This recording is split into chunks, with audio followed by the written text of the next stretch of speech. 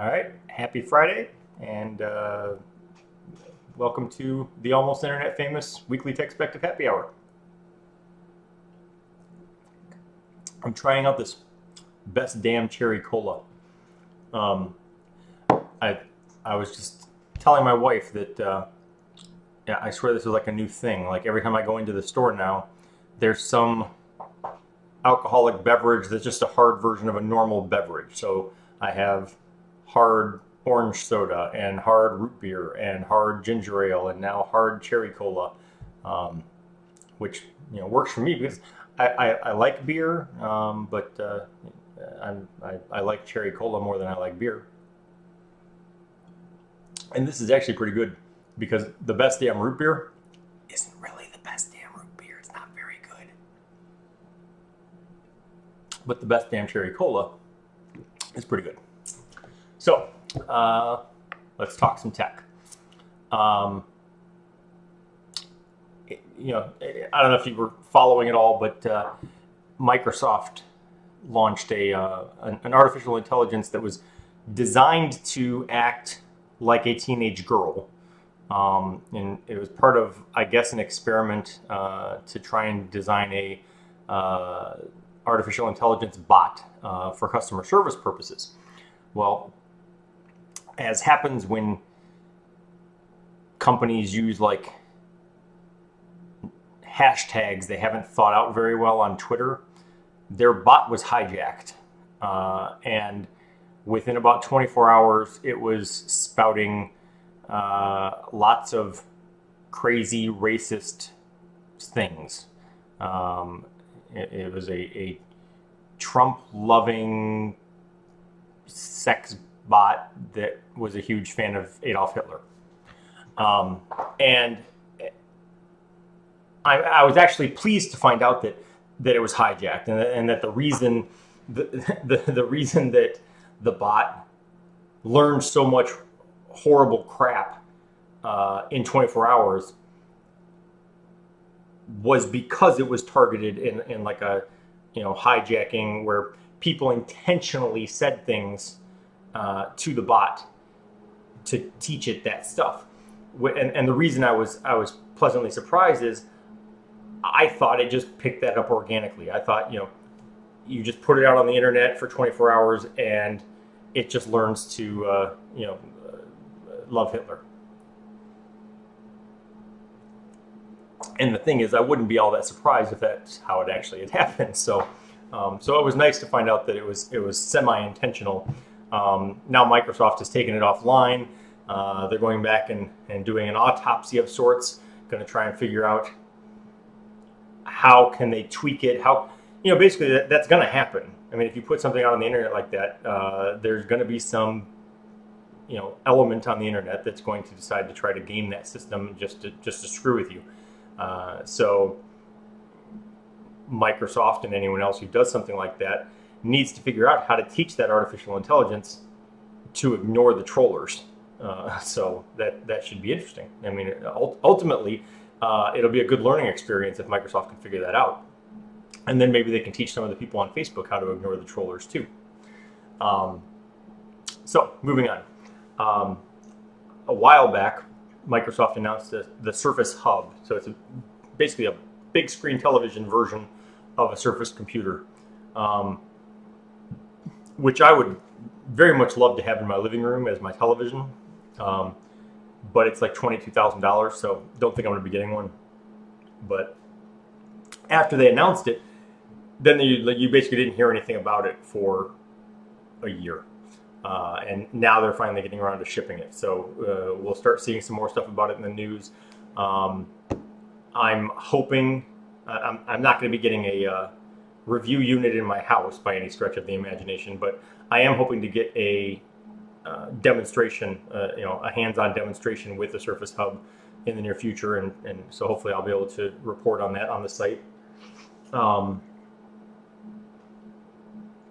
Also want to talk about the news. Okay, so it was reported this week that Netflix, for years now, has been throttling content to AT&T and Verizon. So it's not that AT&T or Verizon have been throttling Netflix content. Netflix has been intentionally downgrading the content that it sends to its customers on AT&T and Verizon mobile devices. Now, the logic, I sort of understand. The logic is basically, if Netflix didn't do that, then you as a Verizon or AT&T customer would eat through your entire data plan in like a day. And you'd either A, run up huge overage charges, B, stop watching Netflix because you ran out of data, or C, both. So I understand why it's sort of in Netflix's best interest to use less bandwidth so that Netflix customers aren't dissatisfied with the amount of data, and so they will continue to watch the content on their AT&T and Verizon devices. That said, as the customer, I feel like that's my choice. I'm a big boy, and I know what my data plan is, and I understand that watching Netflix consumes a lot of data. I mean, you're streaming video. And, you know, I think if I want to watch high definition, if I want to watch 4K, now granted, that's going to chew through like my entire data plan in an afternoon possibly, but that's my choice. And I don't want AT&T or Verizon throttling Netflix. I've been vocal about my opposition to T-Mobile's binge on and the way T-Mobile kind of fiddles with bandwidth. And side note, I've actually had some back and forth with Google and with the Electronic Frontier Foundation about some of the changes that T-Mobile has introduced to the binge on program that make it better. I will say I do think it makes it better. I still am not convinced that it makes it good, though, from a net neutrality perspective. Like, I think that from what I've been told so far, it sounds like there's improvements, but it still violates net neutrality in my mind. So I'm going to do a little bit more research. I'll get back to you on that. But anyway, back to Netflix.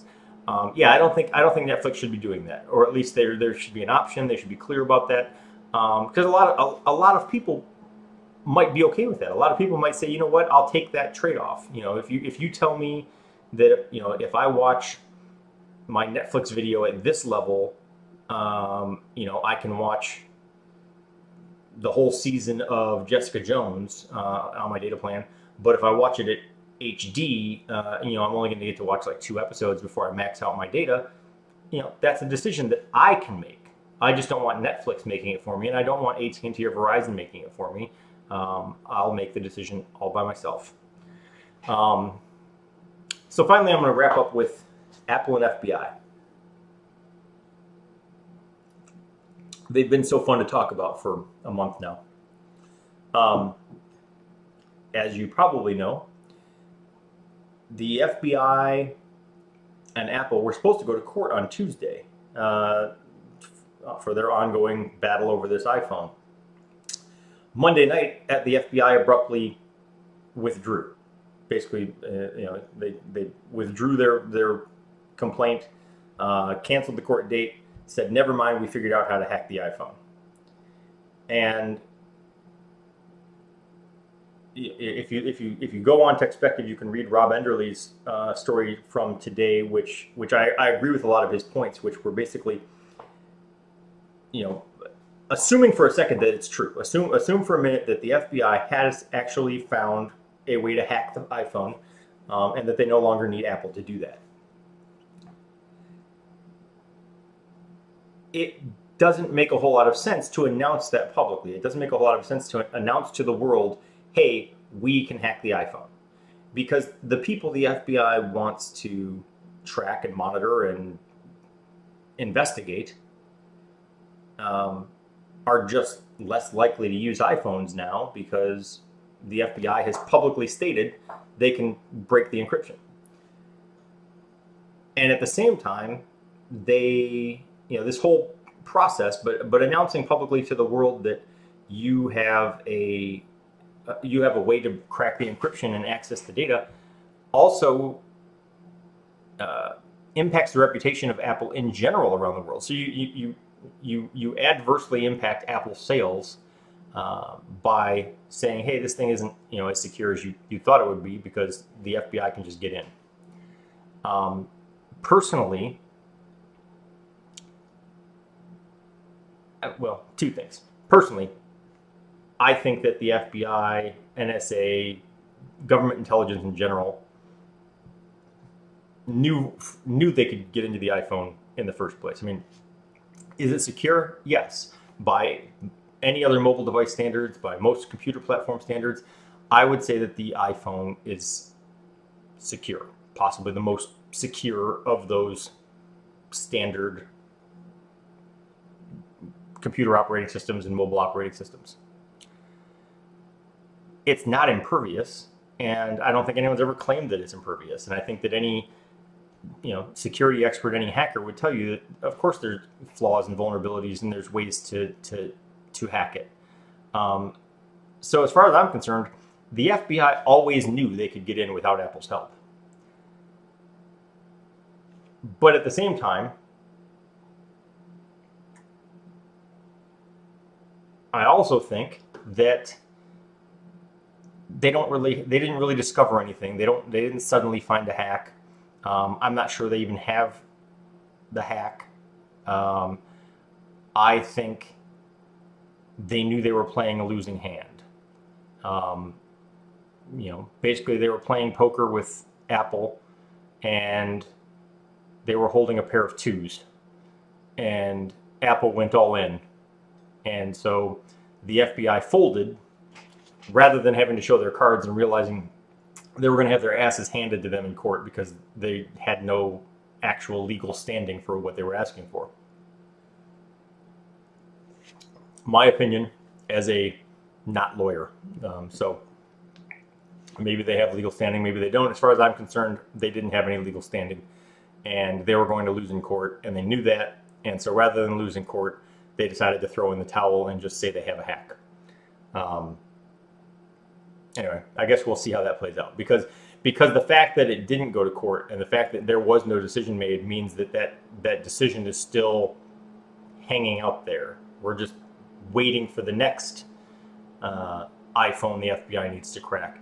Eventually that scenario is going to have to be decided, because the FBI and whoever else, law enforcement in general, aren't going to stop asking Apple and Google and other companies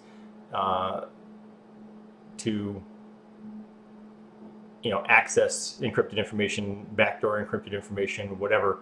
And some of that is within the bounds of the Fourth Amendment. It's within the bounds of a lawful, a lawful order to, what's the word I'm looking for? Like a warrant. It's within the bounds of a search warrant to say, hey, we need you to get us into this. And so that question is going to keep coming up. And eventually I think it's going to have to be answered at the Supreme Court level to really make that decision of how far is the government allowed to go in the interest of national security. Because even though we want the FBI and the NSA and the CIA and everyone else, we want these agencies out there monitoring the bad guys. We want them out there investigating. We want them out there thwarting potential terrorist attacks, but not at the expense of civil liberties. I mean, the whole reason we want them protecting us from terrorist attacks is to protect our way of life. And what good does it do to protect our way of life by giving up our way of life? So that doesn't make any sense. You can't surrender civil liberties in the interest of having the FBI protect your civil liberties. So anyway, the whole thing I think was interesting, just sort of the way that it played out. And like I said, I don't think we're done with it. I think that it's going to come back. You know, I'm still going to, you know, I have another thing that I'm still going to write about it. But, you know, I don't know. Let me know. What do you think? Do you think the FBI was right? Do you think the FBI had a hack all along? Do you think the FBI suddenly found a hack? It's an interesting question. So anyway, enjoy the weekend. Happy Easter, and I will talk to you next week.